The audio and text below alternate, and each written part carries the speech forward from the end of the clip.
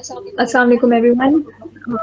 Welcome to the last session of Android Bootcamp, and we're very proud to host Sir Wajahat Kareem, who's agreed to do this with us.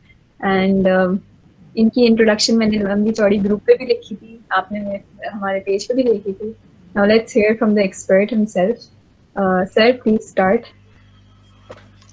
Hello, Assalamualaikum. Walaikum assalam, sir. 1 second. Hello, how are you? Thank you, Varisha, and thank you, IBA, thank you, DSC, for allowing me to speak here.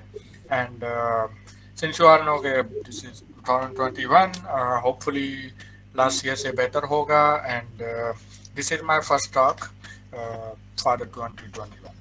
Surprisingly last year भी जब 2020 शुरू हुआ था तो मेरी year की very first start जो है वो IBA कराची से हुई थी. तो it seems like IBA Karachi is like the first start for me every year. So Thank you, sir. We're always happy to have you. okay. So as you all know, my name is Wajahat Kareem, and I'm the Pakistan's first Google developer expert in Android. और अभी सिर्फ मैं एक ही हूँ Android में. And if anyone else wants to become a GDE or need any help in that matter, or why you want to become a GDE or something like that, I can help you all. Just reach me out. मैं आजकल Facebook पे नहीं हूँ. आजकल क्या मतलब पूरे साल से मैं Facebook पे नहीं हूँ. ठीक है. Somehow I have stopped using Facebook, so I really appreciate you if you reach out to me with email or Twitter, or अगर आप Facebook पे भी reach out करते हैं, it's not a problem, but I would prefer other channels. So yeah, about myself. तो मैं last year से तकरीबन लास्ट 8 ईयर से मैं डेवलपमेंट पे काम कर रहा हूँ, और कम्प्लीटली नेटिव, और मैंने और भी प्लेटफॉर्म ट्राई आउट किए हैं, लेकिन मैं इंटायरली जो है वो नेटिव पे ही स्टिक रहा हूँ. And purpose of the reason is like a lot of people were like okay अभी फ्लटर आ गया है, अभी रिएक्ट नेटिव आ गई है, तो व्हाई एंड्रॉयड नेटिव. तो माय आंसर इज दैट कि फ्लटर, रिएक्ट नेटिव या जो भी क्रॉस प्लेटफॉर्म्स हैं वो सब एक्चुअली नेटिव पे डिपेंड करते हैं. तो अगर आप ये सोचते हो कि फ्लटर की वजह से नेटिव ख़त्म हो जाएगी या रिएक्ट नेटिव की वजह से नेटिव ख़त्म हो जाएगी, तो it's not right. Native is not going anywhere. और open source contributions, I have been very much active in open source contribution, but for the last year I have been little less active due to I have a toddler baby now running around my house, so काम करना बहुत मुश्किल हो जाता है. Office का काम पूरा हो वही बड़ी बात है, ओपन सोर्स का टाइम नहीं मिल पाता आजकल. और इसके अलावा मैं बुक्स और पब्लिक राइटर हूँ. मैंने बहुत सारी पब्लिकेशंस लिखी हैं, आर्टिकल्स लिखे हैं मीडियम पे और अपनी वेबसाइट पे. और आज मैं यहाँ पे हूँ सिर्फ एक पर्पस के लिए कि I love to share my knowledge. So hopefully that's awesome, and please follow me on Twitter, and I have a website where you can find more about myself. तो आज का जो हमारा टॉपिक है वो एक्चुअली थोड़ा सा interesting है कि it seems like a lot of people does not know about CI or CD, और स्पेशली जो एंड्रॉयड डेवलपर्स हैं. मैंने बहुत सारे इंटरव्यूज लिए हैं कैंडिडेट्स से अलग अलग पोजीशंस के लिए at my current company control software. तो उसमें मैंने रियलाइज़ किया कि डेवलपर्स को CI/CD का ज़्यादा नहीं पता. So this is why I asked Varisha for this topic specifically. This is what I want to talk about, and hopefully you will learn something, some new things from here. So मैंने एक application बनाई है इस talk के purpose के लिए. इसका GIF आप देख रहे हो. इट्स नथिंग लाइक सिंपल सी एप्लीकेशन है विद इमेज गैलरी, और उसमें डार्क मोड है, लाइट मोड है, और इसके अलावा मैंने पूरी एप्लीकेशन जो है वो एक मॉडर्न आर्किटेक्चर को फॉलो करते हुए बनाई. लाइक आपको इसमें यूनिट टेस्ट मिलेंगे अलग अलग चीज़ों के, व्यू मॉडल के, रिपोजिटरी के, फिर लेयर डिस्ट्रीब्यूशन है. तो अगर आप CI/CD में इंटरेस्टेड ना भी हों तो अगर आप ये खाली रिपॉजिटरी देख लेंगे तो उसमें से भी आपको बहुत कुछ मिल जाएगा, मतलब कंपनीज में, बड़ी बड़ी कंपनीज में किस तरह का काम होता है और किस तरीके से आर्किटेक्चर बनाया जाता है, क्योंकि आई फील के a lot of developers, especially beginner or intermediate developers, are facing challenges in architecture, Android development architecture. तो या सो लेट्स गेट स्टार्टेड। मैं इस एप्लीकेशन की लिंक शेयर कर दूंगा आपसे at the end of the slides. CI/CD क्या है? पिक्चर दिस के आप एक टीम में काम कर रहे हैं और आपके साथ टीम में कोई 6-7 लोग और हैं जो एंड्रॉयड डेवलपर्स हैं। तो you have a big product and you are working on it, और हर डेवलपर जो है वो एक फीचर के ऊपर काम कर रहा है। तो लेट्स से आप लॉगिन के ऊपर काम कर रहे हैं, तो आपका जो कोलीग है वो फॉरगेट पासवर्ड के ऊपर काम कर रहा है, और जो आपका दूसरा कोलीग है वो होम स्क्रीन के ऊपर काम कर रहा है। तो अब होता क्या है कि कोड को मैनेज करने के लिए पहले तो हम गिटअप पे या बिटबकेट पे, गिट पे रिपॉजिटरी होस्ट करते हैं। अब क्या होता है कि अब हर किसी के पास अलग ब्रांच बनी हुई होती है। तो आपके पास लॉगिन की ब्रांच बनी हुई है, किसी और के पास फॉरगेट पासवर्ड की ब्रांच बनी हुई है, किसी और के पास होम की। अब उस बंदे ने काम किया, आपने काम किया, आपको लगा कि आपका काम खत्म हो गया है और आपका फीचर रेडी है, तो आपने वो कोड पुश कर दिया। प्रॉब्लम ये है कि जब आपने वो कोड पुश किया तो फॉरगेट पासवर्ड पे जो काम कर रहा है उसको ये नहीं पता कि मेरे उस कोड आपके इस कोड पुश से क्या हुआ। वो अपना काम कर रहा है, और जब उसने कम्प्लीटली अपना फीचर कंप्लीट कर लिया और वो जब मर्ज हो गए, तब आपको पता लगा कि लॉगिन वाले की वजह से फॉरगेट पासवर्ड की स्क्रीन में प्रॉब्लम हुआ, या होम की वजह से किसी दूसरी स्क्रीन में प्रॉब्लम हुआ। यूजुअली डेवलपर जब काम कर रहे होते हैं तो बड़ी एप्लीकेशन होती है, हम हर चीज़ को एक टाइम पे टेस्ट नहीं कर सकते। तो अगर मैं as a developer login screen पे काम कर रहा हूँ तो मेरा ध्यान होम स्क्रीन में या किसी और स्क्रीन में बहुत कम होता है। तो ऑफन टाइम्स हम लोग भूल जाते हैं कि ये सेम चीज़ किसी और स्क्रीन में भी यूज़ हो रही है और वहाँ पे वो किस तरह का इफेक्ट ला रही है। तो हम उसे एक मिस कर देते हैं, और फिर बाद में जो है वो रियल टाइम में एक क्रैश की सूरत में हमारे सामने नजर आता है। बीच में अगर क्यूए है आपके पास, तो क्यूए जो है वो इस चीज़ को मे भी डिटेक्ट करे, मे भी ना डिटेक्ट करे, बट अब इस पूरे रन टाइम प्रॉब्लम को फिक्स करने का एक अच्छा तरीका होता है, वो होता है continuous integration. So flow is like this कि आपने कोड किया और आपने बिल्ड किया और आपने जब पुश किया, तो जैसे ही कोड आपकी रिपॉजिटरी पे पुश हुआ तो ऑटोमेटिक सर्वर आपसे कनेक्टेड है, और कंटिन्यूअस इंटीग्रेशन सर्वर, और वो क्या कर रहा है कि जो भी आपने नया कोड पुश किया है उसकी पूरी टेस्ट चला रहा है। और वो यूआई टेस्ट भी हो सकते हैं, यूनिट टेस्ट भी हो सकते हैं, वो हम उसमें बहुत सारी चीज़ें कस्टमाइज कर सकते हैं। तो उससे ये होगा कि जैसे ही आपने पुश किया ना, आपको 2 मिनट 3 मिनट जितना भी टाइम लगा सीआई को रन होने में, 2-3 मिनट के बाद सीआई आपको रिजल्ट बता देती है कि आपने ये काम किया है, आपने ये काम पुश किया है, और इस पुश की वजह से फॉरगेट पासवर्ड स्क्रीन की ये टेस्ट फेल हो रही है। तो आपको उसी टाइम पता लग जाएगा, और आपको बाद में क्रैश होने की इंतजार की ज़रूरत नहीं है। तो ये है सीआई। इसमें हम बहुत सारी चीज़ें करते हैं, लाइक यूनिट टेस्ट चलाते हैं कि सारी चीज़ें सही चल रही हैं या नहीं चल रही हैं। हम लोग कोड लिंटिंग करते हैं। कोड लिंटिंग मतलब ये कि अब फॉर एग्जांपल मेरे पास मैक ओएस है, किसी और के पास जो है वो लिनक्स है, तो उसमें जो है वो लिनक्स में टैब्स में 4 स्पेसेस हैं, मैक ओएस में टैब्स में 7 स्पेसेस हैं। तो मतलब जो कोड मैं लिख रहा हूँ उसमें 7 स्पेसेस हैं, और जो कोड लिनक्स पे लिखा जा रहा है उसमें 4 स्पेसेस हैं।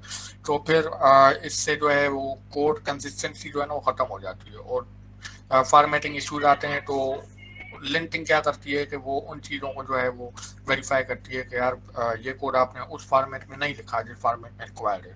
तो इवन वो आपको एरर देगा। फॉर एग्जांपल कुछ लोग कर्ली ब्रैकेट्स को न्यू लाइन पे लिखते हैं और कुछ लोग सेम लाइन पे लिखते हैं। तो अगर आपने लिंटिंग डाली हुई है कि सेम लाइन पे लिखो, तो अगर आप न्यू लाइन पे ब्रैकेट डालोगे तो आपको वही कंपाइलर एरर देगा कि नहीं यार, आपको ये सेम लाइन पे डालना।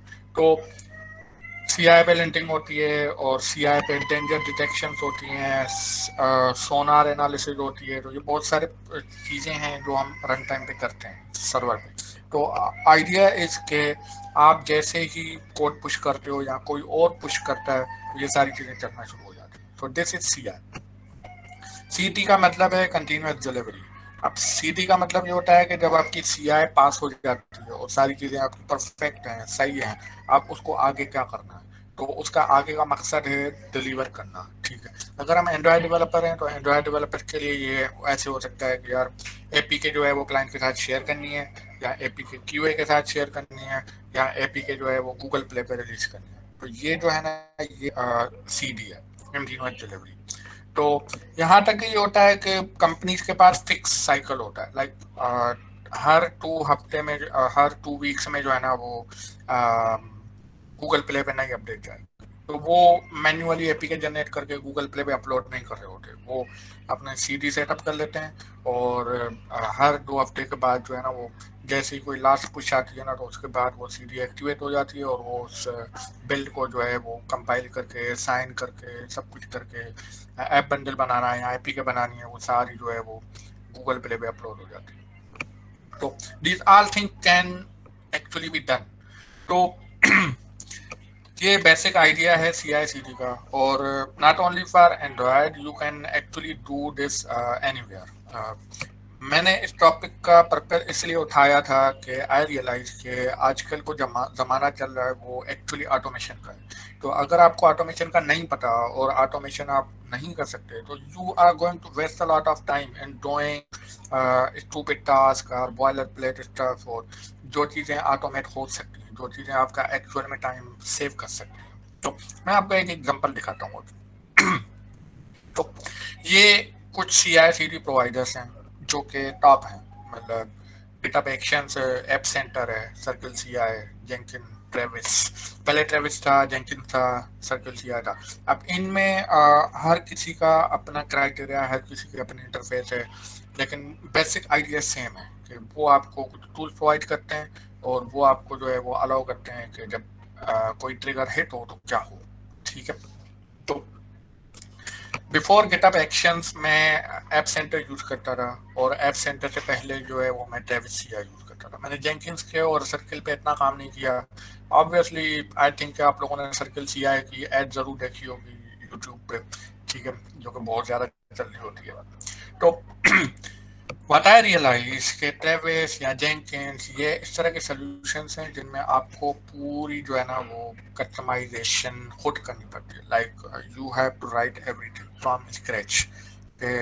मैं ग्रेडल को एक्सटेंड कैसे करूँगा, मैं SDK को डाउनलोड कैसे करूँगा। लाइक एक बहुत कॉमन प्रॉब्लम होता है ट्रेविस CI में एंड्रॉयड के लिए कि आपने जो SDK डाउनलोड की है उसके लाइसेंसेस आपको एक्सेप्ट करना है। तो ऐप सेंटर ने और कुछ और टूल्स हैं, सर्किल, बिटराइज, इस तरह के, उन लोगों ने ना इन चीज़ों को सॉल्व किया, मतलब इन चीज़ों को ऑटोमेट कर दिया कि आपको एक फैंसी UI मिलती है और उसमें जो है आप मैनुअली ट्रिगर्स ऑन करते हो कि हाँ भाई ऑन है ऑफ है, इस तरह से। GitHub एक्शन उस तरह से नहीं है। GitHub एक्शंस में अगेन आपको कुछ चीज़ें मिली हुई हैं, कुछ चीज़ें आपको खुद लिखनी है। ठीक है, ये जो सेशन है ना ये इस बारे में है कि मैं आपको कुछ एक्शंस ऑलरेडी करके दिखाऊंगा आज लाइव, जिसमें मैं आपको दिखाऊंगा कि किस तरह से ट्रिगर्स एक्टिवेट होते हैं और किस तरह से एक्चुअली CI चलती है एंड्रॉयड पे। I really like app centre, और अभी तक मैं ऐप सेंटर को लाइक करता हूँ, और वो उसका भी डेमो मैं आपको दिखाऊंगा कि ऐप सेंटर क्या कर सकता है आपके लिए। ठीक है, तो ये कुछ है। आज का जो सेशन है वो हमारा GitHub एक्शंस के बारे में। तो एग्जांपल जैसे कि मैंने बताया कि सिर्फ आपका एप्लीकेशन में ऑटोमेशन नहीं है, आप किसी भी चीज़ में ऑटोमेशन लगा सकते हैं। सो this is example of my website wizardcareer.com। तो आइडिया इज के I am a blog writer और मुझे लिखना होता है। मेरी जो वेबसाइट है, मुझे वेब डेवलपमेंट नहीं आती, मुझे HTML नहीं आती, मुझे CSS नहीं आती, तो I don't know any of these things. तो व्हाट आई डिड के somehow I create a workflow or create a automation flow where all things can go automatically. So I did that. तो वो क्या होता है, मेरी एक रिपोजिटरी बनी हुई है जो कि मेरी वेबसाइट की है, और वो ह्यूगो में बनी हुई है। ह्यूगो एक स्टैटिक साइट फ्रेमवर्क है, जेकिल की तरह, गैट्सबी की तरह। तो आप उसमें सिंपल मार्कडाउन में लिखते हो कि ये हेडिंग 1 है, हेडिंग 2 है, और बाकी जो वेबसाइट है और वो कुछ भी नहीं है। इट्स लाइक वर्डप्रेस के आपने थीम पिक की और बस आप लिख रहे हो। अब थीम के पीछे क्या हो रहा है, किस तरह की CSS लगी हुई है, क्या लगा हुआ है, उससे आपको फर्क नहीं पड़ता। तो ह्यूगो भी वही चीज़ है, ठीक है। तो मैं क्या करता हूँ कि मैं जो भी नया आर्टिकल होता है वो मैं लिख के मोबाइल पे या लैपटॉप पे वो गिटहब की रिपॉजिटरी में पुश कर देता हूँ। अब पुश हो गया, उसके बाद मुझे कोई टेंशन नहीं होती। एक बार पुश हो गया, CI एक्टिवेट हो गई। CI ने क्या किया कि गिटहब एक्शंस पे गया और उसने देखा कि यार नया आर्टिकल अपडेट हुआ है।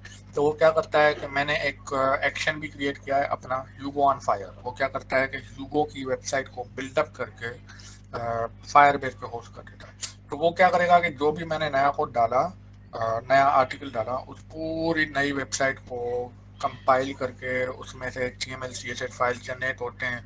वो सारे फाइल्स जो है वो उनका बंडल बन के वो फायरबेस पे अपलोड हो जाता है और 2 मिनट के बाद मेरी वेबसाइट लाइव होती है, ठीक है। तो मैंने क्या किया, मैंने सिर्फ आर्टिकल लिखा और डाला, दैट्स इट। बाकी जो कंपाइलिंग वाला काम था, क्योंकि ह्यूगो जो है वो नोट जेएस में है, तो आपको फिर नोट जेएस इंस्टॉल करनी पड़ेगी लैपटॉप पे और फिर मैन्युअली उसको कंपाइल करना पड़ेगा। फिर वो आपको सारे फाइल्स बना के दे देगा। फिर वो फाइल्स मैन्युअली आपको फायरबेस के होस्टिंग के ऊपर उनको डिप्लॉय करनी पड़ेगी। तो अगेन फायरबेस होस्टिंग के लिए आपको नोट जेएस और फायरबेस CLI यूज करनी पड़ेगी। उसके बाद वो कमांड चलाओगे, फिर उसके बाद आपको अपडेट होगा। अब ये सारा काम जो है ना, ये सारा काम गिटअप कर रहा है मेरे बिहाफ पे कि मैं जैसे ही पुश करता हूँ वो सारा करके, मुझे नोट जेएस इंस्टॉल करने की ज़रूरत नहीं है, मुझे फायरबेस CLI लगाने की ज़रूरत नहीं है, कुछ भी नहीं। तो मेरे लैपटॉप में चीज़ें हैं भी नहीं, बस वन टाइम इन्वेस्टमेंट थी कि मैंने थोड़ा टाइम निकाला और उसको जो है पूरा प्रॉपर सेटअप किया। और वे पिछले 1.5 साल से ऐसे चल रहा है, इसको मैंने फिर छेड़ा भी नहीं है, क्या है। तो this is how your automation work, ठीक है।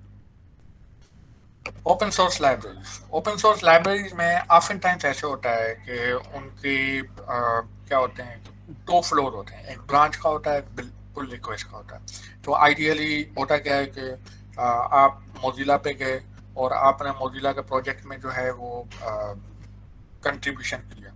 तो मोजिला आपकी कंट्रीब्यूशन एक्सेप्ट नहीं करेगा, वो आपकी कंट्रीब्यूशन को एक नई ब्रांच में डालेगा और उस ब्रांच के ऊपर जो है ना वो अपनी पूरी CI चलाना शुरू कर देगा। तो जैसे ही आपने कोड पुश किया, उनकी बिल ट्रिगर हुई ट्रेविस CI से या किसी और तरीके से, और उसके बाद वो पहले आपकी पूरी यूनिट टेस्ट चेक करेगा, आपकी लिंटिंग होगी, आपने कोड किस स्टाइल में लिखा है, क्या हमारे स्टाइल में है या नहीं है, सारी चीज़ें हैं। और वंस वेरीफाइड हो गया, उसके बाद आपके पास बटन आएगा कि your branch is able to merge, ठीक है। अदरवाइज आपकी फेल हो जाएगी और किसी और को देखने की ज़रूरत ही नहीं है, वो ऑलरेडी आपको बता देगा कि क्या है। तो this is how things work. और हम ये सारी चीज़ें और भी तरीके से कर सकते हैं, लाइक आप सिलेक्ट पर नोटिफिकेशन भेजो, आप ऑटोमेटिकली मर्ज कर लो, या फिर आप क्लाइंट को डायरेक्ट API के डिस्ट्रीब्यूट कर लो, ये सारी चीज़ें। तो this is how CI works, okay. So Android में अगेन यही है कि हमने कोड लिखा, हमने कोड को पुश किया और गिटहब ने टेस्ट चलाए, API बनाया, ये हमारी CI हो गई। और उसके बाद हम डिस्ट्रीब्यूट कर रहे हैं, उसको डिलीवर कर रहे हैं। तो ये हो गई फायर बेस्ड टेस्टिंग पे जा रहे हैं, या फिर प्ले स्टोर पे डिप्लॉय कर रहे हैं, या फिर सिलेक्ट पे भेज रहे हैं, या फिर किसी और तरीके से क्लाइंट को दे रहे हैं, ठीक है। So this is first thing. So अब आते हैं गिटहब एक्शंस बेसिक के ऊपर। तो बेसिकली 3 चीज़ें हैं गिटहब एक्शंस में, वर्कफ्लोस, ट्रिगर्स और जॉब्स, ठीक है। तो हमारे पास सबसे पहले आता है वर्कफ्लो। वर्कफ्लो क्या है? वर्कफ्लो एक सीरीज ऑफ ऑपरेशंस है जो कि कोई कंडीशन मीट हुई और आपने वो सीरीज ऑफ ऑपरेशन परफॉर्म करना शुरू कर दिया। इट्स लाइक कोई पुल रिक्वेस्ट बनी है, या कोई नई कमिट आई है, या कोई भी ऐसी चीज़, कोई भी ऐसी कंडीशन जिसके ऊपर आप चाहते हो कि ऑटोमेशन स्टार्ट हो जाए,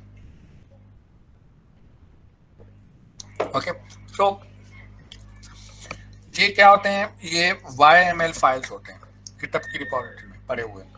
तो आपकी ये गिटहब रिपॉजिटरी है, ये 3 वर्क फ्लो एग्जाम्पल तौर पे बने हुए हैं। डिस्ट्रीब्यूट का मतलब है कि डिस्ट्रीब्यूट कर लेगा, रिलीज बीटा का मतलब है कि बीटा रिलीज होगी तो गूगल प्ले पे पब्लिक नहीं जाएगी, और रिलीज प्रोडक्शन है कि फाइनल होगी, चलो भाई अब इसको गूगल प्ले पे अपलोड कर दो, इस तरह से। तो आप मल्टीपल वर्क फ्लो बना सकते हैं विद डिफरेंट कंडीशंस, और कब कौन सा चलेगा, कैसे चलेगा।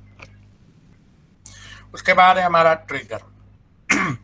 ट्रिगर क्या है, जिसके ऊपर वर्क फ्लो एक्चुअल में स्टार्ट होगा। दिस कुड बी कोई कमिट पुश हुई है, या कोई पुल रिक्वेस्ट क्रिएट हुई है, या फिर किसी पुल रिक्वेस्ट में कमेंट हुआ है, इस तरह से।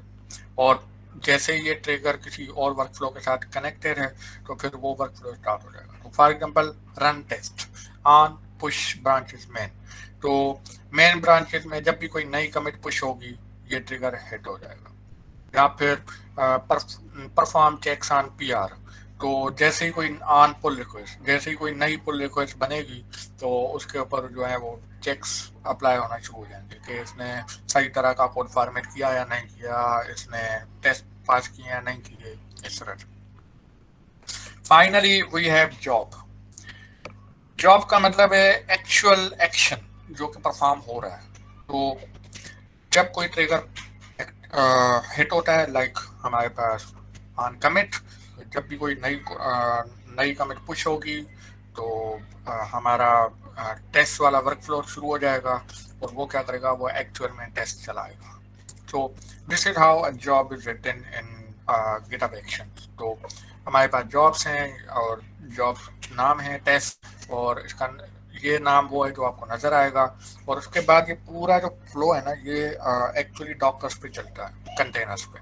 तो हमारे पास कंटेनर है Ubuntu लेटेस्ट, तो Ubuntu में हमें कोड चलाना। तो Ubuntu में कोड चला, उसके बाद मैं आपको बता रहा हूँ कि क्या स्टेप्स उसको लेने हैं। तो हर जॉब मल्टीपल स्टेप्स में डिवाइड हुआ पड़ा होता है, तो हर एक एक स्टेप है। तो फर्स्ट स्टेप है कि भाई मुझे जो है ना वो चेकआउट करना। चेकआउट का मतलब ये है कि इसने Ubuntu का कंटेनर उठाया है, लेकिन उस Ubuntu के कंटेनर में अभी कुछ भी नहीं, वो खाली Ubuntu है। तो उसमें पहले पहले क्या करेगा कि उसमें पहले पहले आपकी जो रिपॉजिटरी है ना उसका पूरा कोड जो है ना वो डाउनलोड होगा, चेकआउट होगा। कोड आ गया, उसके बाद हमें ग्रेडल चाहिए और रैपर चाहिए। तो फिर वो क्या करेगा कि वो कैश से उठाएगा और उस पूरे रैपर को चलाएगा। इसका मकसद ये है कि अगली बार जब टेस्ट चलेगी ना तो उसमें वो फिर से ग्रेडल रैपर को डाउनलोड करने की जरूरत नहीं है, वो उसी कैशे वाले ग्रेडल से उठाना है। फिर वैलिडेशन हुई, और उसके बाद मैंने फाइनल में एक्चुअल जॉब बताई। ये बॉयलर प्लेट कोड है, कॉपी पेस्ट होता है इस तरह से, ठीक है। तो एंड में मैंने उसको बताया कि एक्चुअल में करना क्या है। कोड आ गया, ग्रेडल सेटअप हो गया, और एंड्रॉयड एसडीके भी आ जाएगी। तो हमें क्या चाहिए, रन यूनिट टेस्ट। हमारे कहा bash dot Gradle W test stack trace. तो ये एक्चुअल कमांड है जो आप एंड्रॉयड स्टूडियो में भी चला सकते हैं, और जब हम एंड्रॉयड स्टूडियो में प्ले बटन दबा रहे होते हैं तो यही कमांड पीछे रन होती है, ठीक है। तो ये हो गया। तो ओवरऑल इस तरह से होता है कि हमारे पास एक वर्क फ्लो है और उसका एक ट्रिगर है। जब वो ट्रिगर मीट होता है तो अलग अलग जॉब परफॉर्म होना शुरू हो जाते हैं, और हर जॉब जो है उसके पास एक स्टेप होता है या मल्टीपल स्टेप्स होते हैं। जैसे हमारे पास यहाँ पे था कि पहला स्टेप था कि चेकआउट करो, दूसरा स्टेप था कि कैसे करो, तीसरा स्टेप था वैलिडेशन करो, चौथा स्टेप था रन यूनिट टेस्ट। ये स्टेप्स के सेक्शन में पड़े हुए हैं, ठीक है। तो दिस इज गिटहब एक्शंस। अब हम आते हैं रिपॉजिटरी के ऊपर। ये रिपॉजिटरी है, ये मैंने अभी पब्लिक नहीं की है, लेकिन अभी मैं पब्लिक कर लूँगा, ठीक है। और इसमें पूरा कोड पड़ा हुआ है विथ ऑल द एक्शन जो हम आज परफॉर्म करने वाले हैं, ठीक है।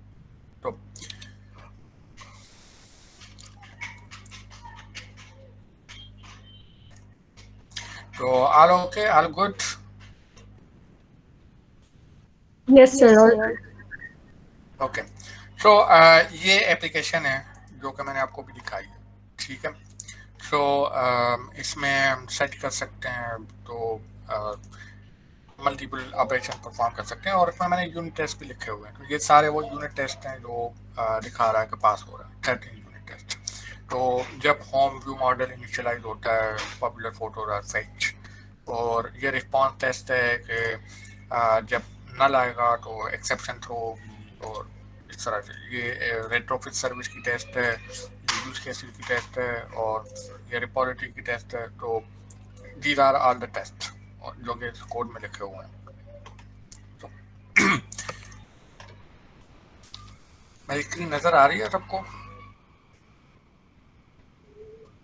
जी सर, स्क्रीन नजर आ रही है आपकी। ओके, तो ये हमारी रिपोजिटरी है, ठीक है। मैं इसको पब्लिक कर देता हूँ।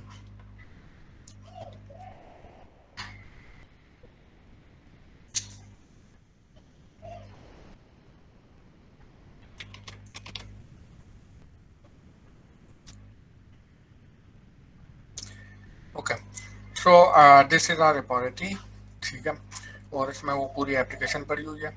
तो अब मैंने यहाँ पे क्या किया हुआ है कि किसी भी रिपोजिटरी में आपको एक्शंस डालने होते हैं, तो आपके पास ये टैब होता है एक्शंस का। आप उसमें जाते हो और फिर वो आप वहाँ पे न्यू वर्क फ्लो बनाते हो। वो आपसे पूछता है कि किस तरह का वर्क फ्लो बनाना है। गिटहब आपको ऑलरेडी कुछ ऑप्शंस देगा जो प्री बिल्ट इन एक्शंस हैं, लाइक यहाँ पे बहुत सारे हैं, और शायद एंड्रॉयड में आपको उस तरह के नाम मिले जिस तरह के हों। तो आप बस स्टार्ट करो सेटअप दिस वर्क फ्लो से, स्टार्टर वर्क फ्लो। अब ये क्या कर रहा है कि ये इसने आपको कोड लिख के दिया है और थोड़ी सी आपको गाइड भी दे रहा है कि इस वर्क फ्लो का नाम क्या है और इसका फाइल नेम क्या है और ये कब ट्रिगर होता है, इस ब्रांच पे पुश करने से या इस ब्रांच पे पुल रिक्वेस्ट बनाने पे, ठीक है। और उसके बाद उसकी जॉब्स हैं। तो इसमें हम बता रहे हैं कि कहाँ पे चल सकता है। आप इसमें मैक ओएस भी डाल सकते हैं, आप इसमें विंडोज भी डाल सकते हैं उस हिसाब से। उसके बाद ये एक्शंस हैं, जैसे मैंने आपको पहले बताया कि check out your repository under GitHub workspace. उसके बाद ये उसके ऊपर एक सिंपल सी वन लाइन स्क्रिप्ट चलाता है, इको हेलो वर्ल्ड। तो और कुछ भी नहीं होगा, सेक्शन से वो एक हेलो वर्ल्ड प्रिंट हो जाएगा और वो समझेगा कि पास हो गई, ठीक है। तो डॉट गिटहब और उसमें वर्क फ्लो, उसमें फाइल्स होते हैं बहुत सारे। तो हमारे पास ये कुछ फाइल्स हैं जो मैंने टेस्ट के लिए बनाए हुए हैं, ठीक है।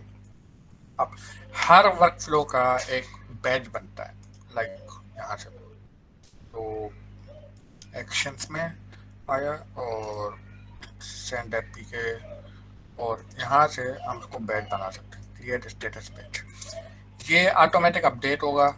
अगर आपका ये वर्क फ्लो फेल हो गया तो ये यहाँ पे लिखा आएगा कि फेल हो गया रेड में, और अगर आपका सक्सेसफुल हो गया तो यहाँ पे ग्रीन आएगा। तो जैसे मैंने आप रिपोजिटरी में लगे हुए होते हैं पेजेस जो कि बता रहे होते हैं कि हमारी टेस्ट पास हो रही हैं, हमारी सारी चीज़ें सब कुछ सही चल रही हैं। तो मैंने वो सारे पेजेस यहाँ पे लगाए हुए। तो इस रिपोजिटरी में मैंने ये एक्शंस इंटीग्रेट किए हुए हैं कि यूनिट टेस्ट कैसे चलाना है, उसका फाइल है, और एपीके कैसे जनरेट करना है, और वो गिटहब आर्टिफैक्ट पे कैसे अपलोड करना है, और एपीके जो है वो गिटहब रिलीजेस में कैसे अपलोड करनी है, एपीके सिलेक्ट पे कैसे भेजना है, एपीके ऐप सेंटर पे कैसे भेजना है, और एपीके जावी पे कैसे भेजना है। तो हम वन बाय वन इन सबको देखेंगे।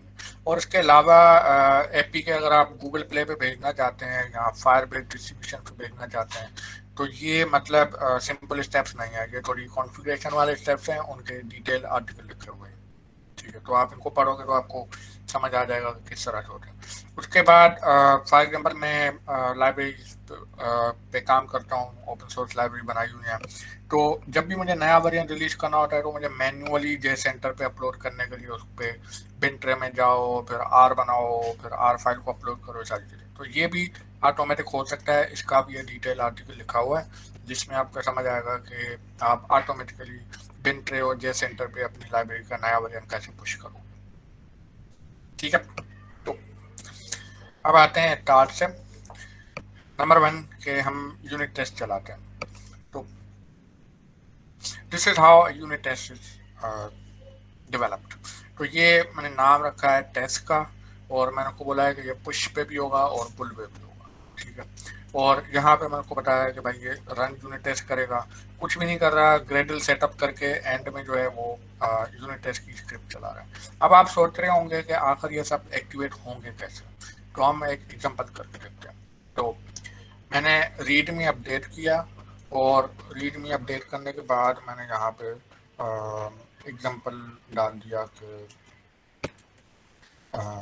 This demo was showcased in talk bye DSC IPA Karachi.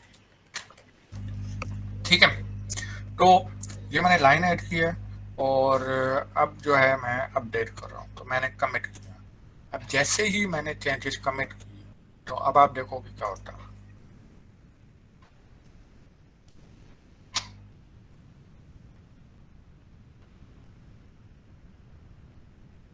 तो मैं यहाँ आया और मुझे यहाँ पे नजर आया कि ये येलो सर्कल। अब इस येलो सर्कल का मतलब है कि कुछ चेक्स कंप्लीट नहीं है और ये सारे एक्शंस चलना शुरू हो गए और मैं इन सारे एक्शंस की डिटेल देख सकता हूँ। तो मैंने अभी सारे एक्शंस को इजी पर्पस के लिए डाला हुआ है कि इनको पुश पे चल। तो जैसे ही कोई पुश होती है, फॉर एग्जांपल ये हमारा जनरेट एपीके का एक्शन है, अब ये चल रहा है। अब इसमें सारा लिखा हुआ है, सेटअप जॉब हुआ, फिर चेकआउट हुआ, फिर जेडीके सेटअप हो गई, गिटहब को परमिशन मिल गई है। अब ये डीबग बिल्ड एक्चुअल में बना रहा है। ठीक है, तो अब यहाँ पे वो सारी चीजें प्रिंट होगी जो एक्चुअल में एंड्रॉयड स्टूडियो हमारे पास प्रिंट करता है, लाइक दिस वन बिल्ड, ये वाला, ये सारी वो सेम है क्योंकि वो एक्चुअल में सेम कमांड चला रहा है, app pre build compile app. तो ये आप देख रहे हो, ऐप प्री बिल्ड कंपाइल किया। तो अब ये मेरे पीसी पे नहीं चल रहा, ये सर्वर पे चल रहा है। ठीक है, गिटहब एक्शंस के सर्वर पे।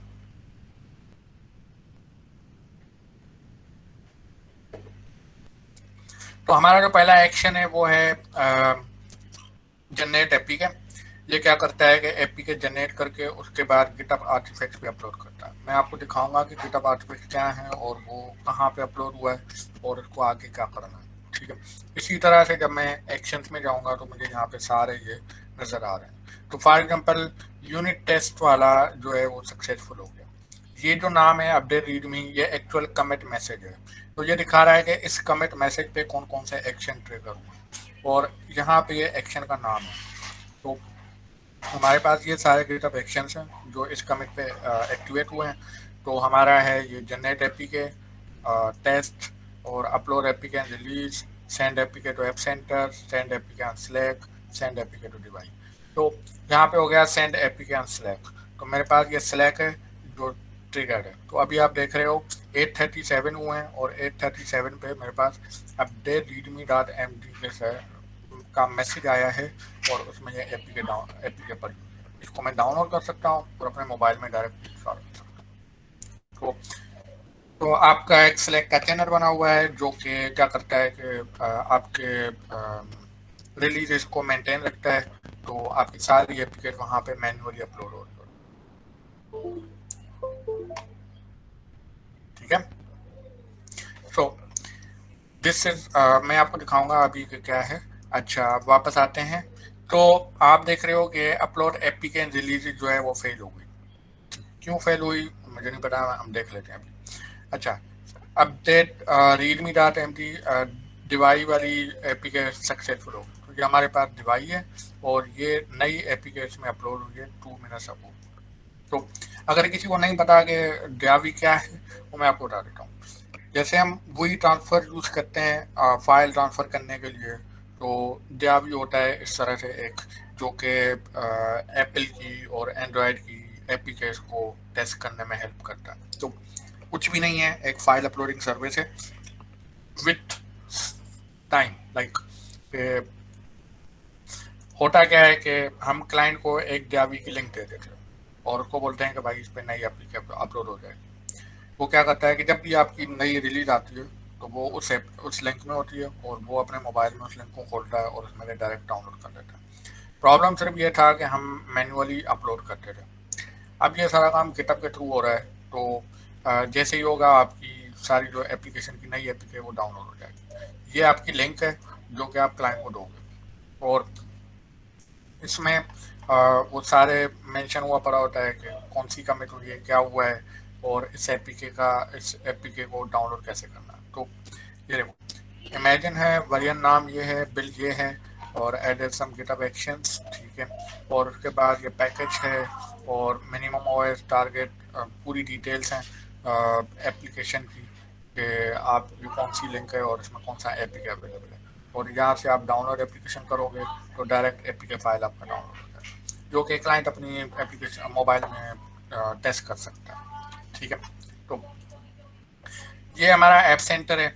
ऐप सेंटर बहुत सारी चीज़ों में अच्छा है कि उसमें इतना कुछ खास करने की ज़रूरत नहीं पड़ती। फॉर एग्जांपल मैंने यहाँ पे नाम लिखा सम रैंडम ऐप, ठीक है। और मैंने उनको बताया कि रिलीज को बाद में, यहाँ पे उनको बताया कि मेरी ऐप कौन सी है, एंड्रॉयड के ऊपर है। अब वो बोल रहा है कि आपका प्लेटफॉर्म कौन सा है, ये एक नेटिव है, कोडोवा है, जैमरिन है, यूनिटी है।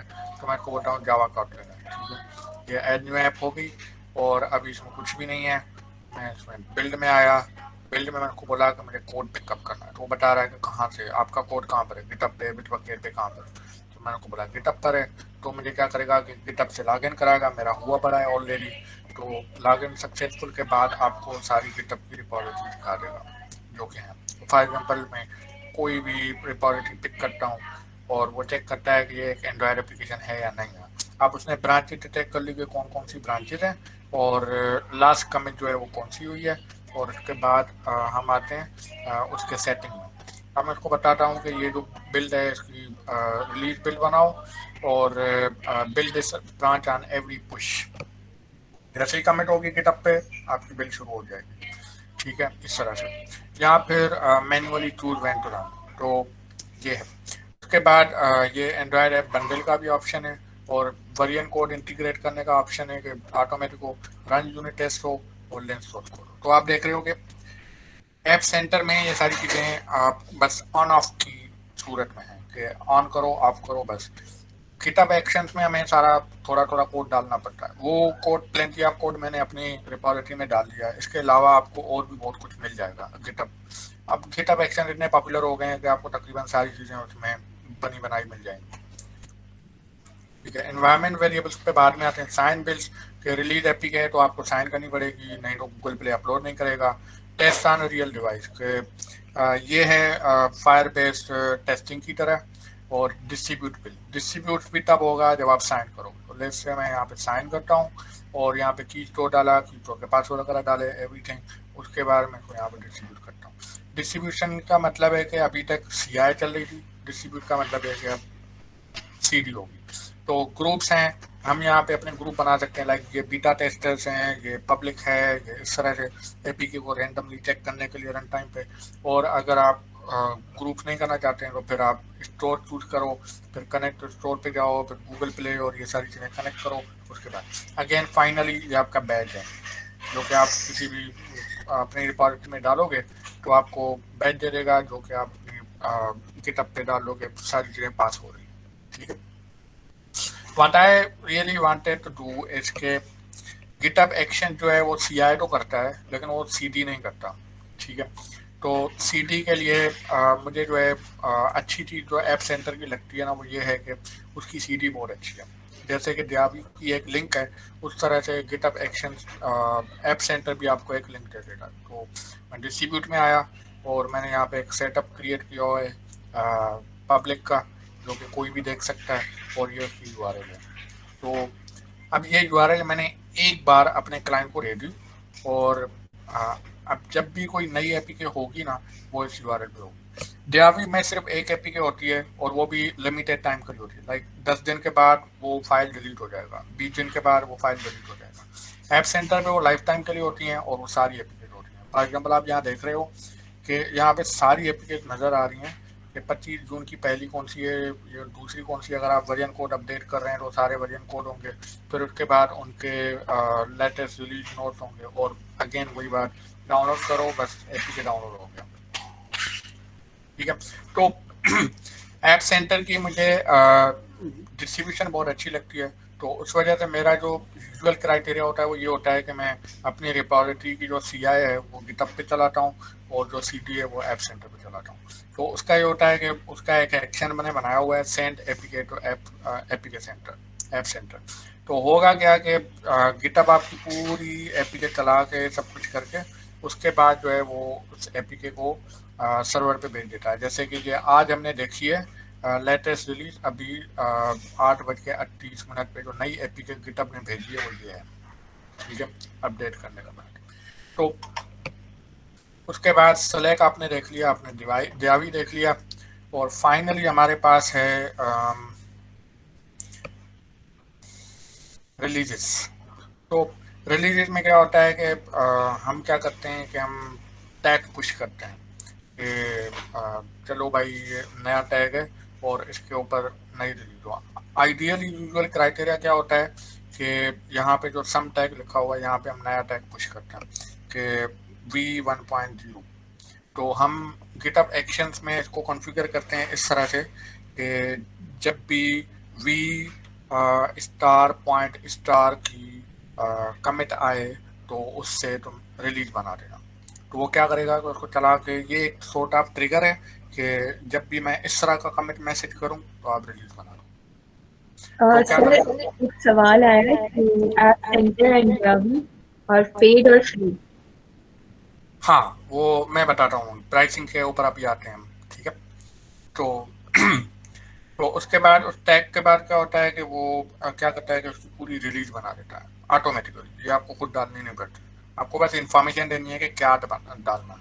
तो मैंने को बोला कि भाई जो भी टैग है वो, और ये है कमिट मैसेज जो कि एक्चुअल में कमिट मैसेज हुआ है।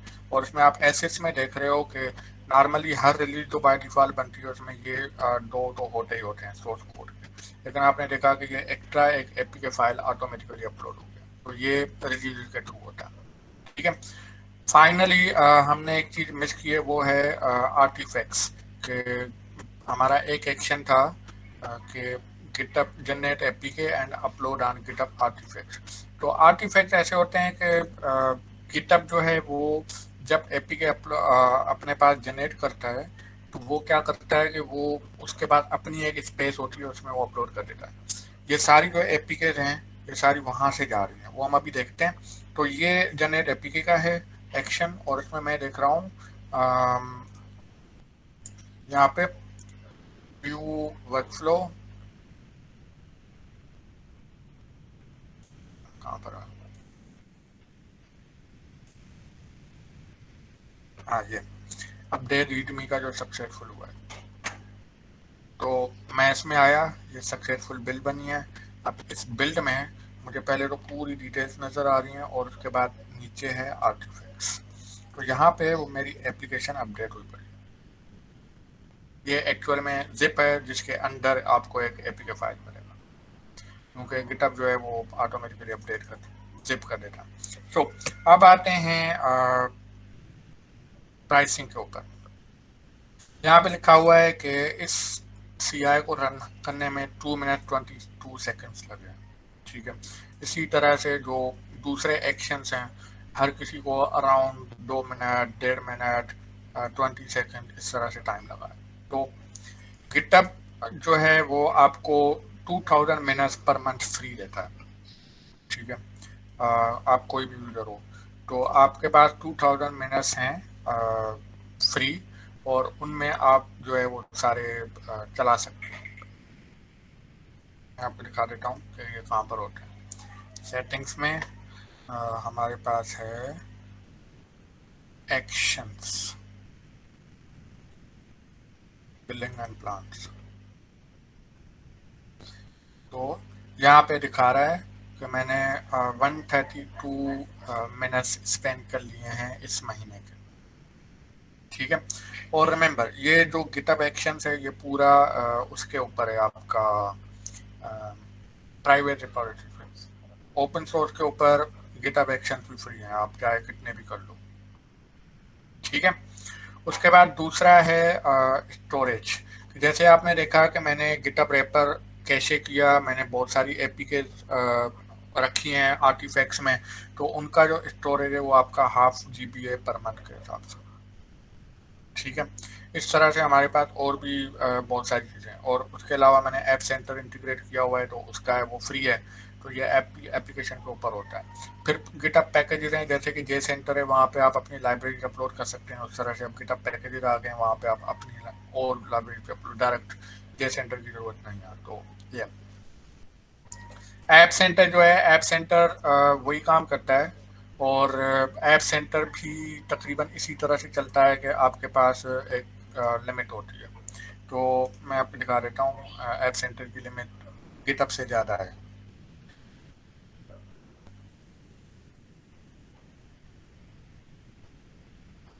यहाँ से यहाँ से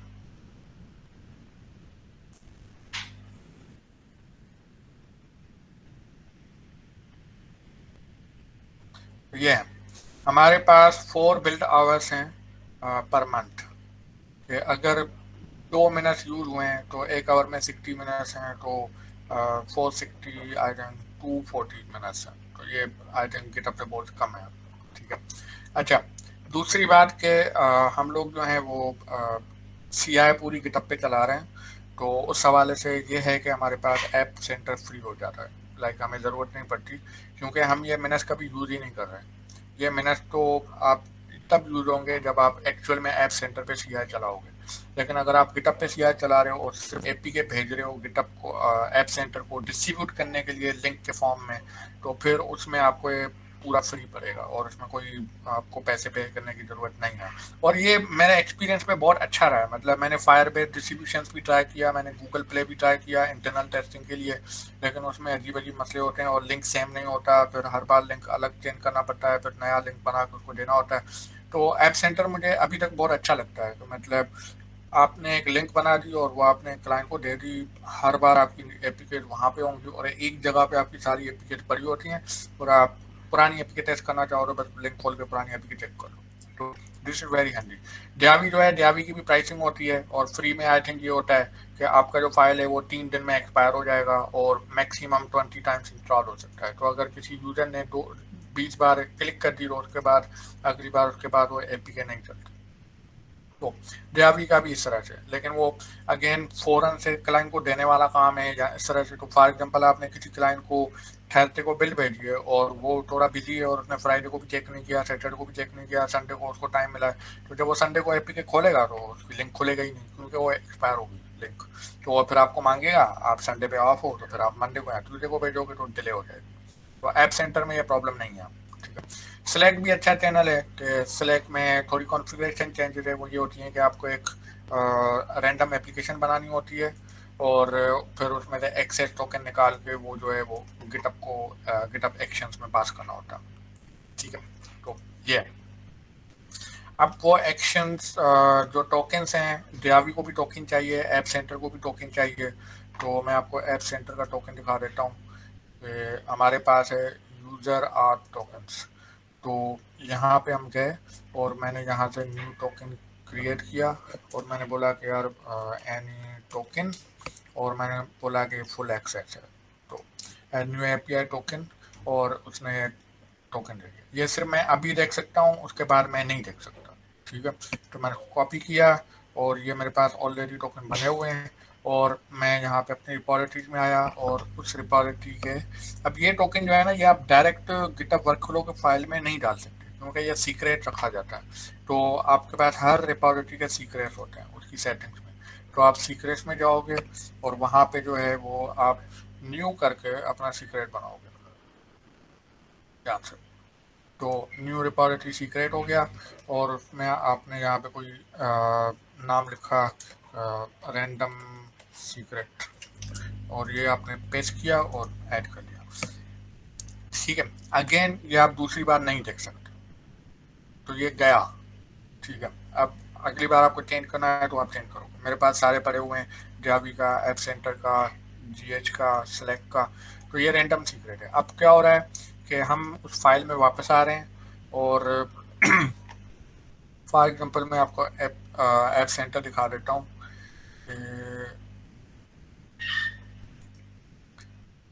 send applicate to app center. तो ये देखें, हमने बोला कि send applicate to app center, main branch तो पहले पहले वो JDK और एक्शन सेटअप कर रहा है, उसके बाद वो ग्रेडल को परमिशन दे रहा है रन करने की, और उसके बाद वो डीबग बिल्ड बना रहा है। तो ये एपीके बन गई। अब वो एपीके जो है वो फिलहाल Ubuntu में अंडर पड़ी हुई है, तो उसको क्या कर रहा है कि वो उसको इस डायरेक्टरी पे आर्टिफैक्ट्स में अपलोड कर रहा है। तो अब ये होगा कि मैं इसको बाहर यूज कर सकता हूँ। उसके बाद डिस्ट्रीब्यूट ऐप सेंटर है, उसका ये कंटेनर है जो कि मैंने यूज किया है, और उसमें मैं इसको बता रहा हूँ कि रिपॉजिटरी कौन सी है। तो रिपॉजिटरी यहाँ पे आप देख रहे हो कि वजाहत करीम 3/Android गिटहब एक्शंस है, लेकिन यहाँ पे मैंने लिखा हुआ है कि एक्शंस डेमो। ये इसलिए कि मेरी यहाँ पे जो रिपॉजिटरी है ना, ऐप सेंटर में जो मैंने नाम बनाया था वो एक्शन डेमो का था। ठीक है, तो ये वो नाम है जो यहाँ पे आएगा। और उसके बाद मैंने को यहाँ पे बताया टोकन। टोकन में आप देख रहे हो कि मैंने उसको टोकन पब्लिक नहीं किया, मैंने उसको बोला है कि इस तरह के फॉर्म में secret dot app centre token. तो ये क्या करेगा कि ये उस सीक्रेट से उठाएगा और उसको यूटिलाइज करेगा। फिर मैंने को बताया ग्रुप कौन सा है, तो मैंने इसमें ग्रुप्स बनाए हुए थे। आपके पास ऑलरेडी डिस्ट्रीब्यूशन के ग्रुप्स मिल जाते हैं। एक कोलैबोरेटर का डिफ़ॉल्ट होता है, दूसरा पब्लिक है जो कि मैंने खुद बनाया है। तो मैंने उसको बोला कि पब्लिक में डालो, ये वही नाम है जो यहाँ पे लिखा है मैंने। ठीक है, उसके बाद ये फाइल है, ये कौन सी फाइल है जहाँ पे मैंने अपनी एपीके अपलोड की। ठीक है, तो ये फाइल उठाओ और ये डीबग है या नहीं है फाइल। आप ऐप सेंटर में डीबग बिल डिस्ट्रीब्यूट नहीं कर सकते, तो आपको साइन करनी पड़ेगी। ठीक है, तो ये हो। अब आते हैं कि ये कहाँ से आया। तो गिटहब एक्शंस जो हैं वो उनकी मार्केट प्लेस है। ठीक है,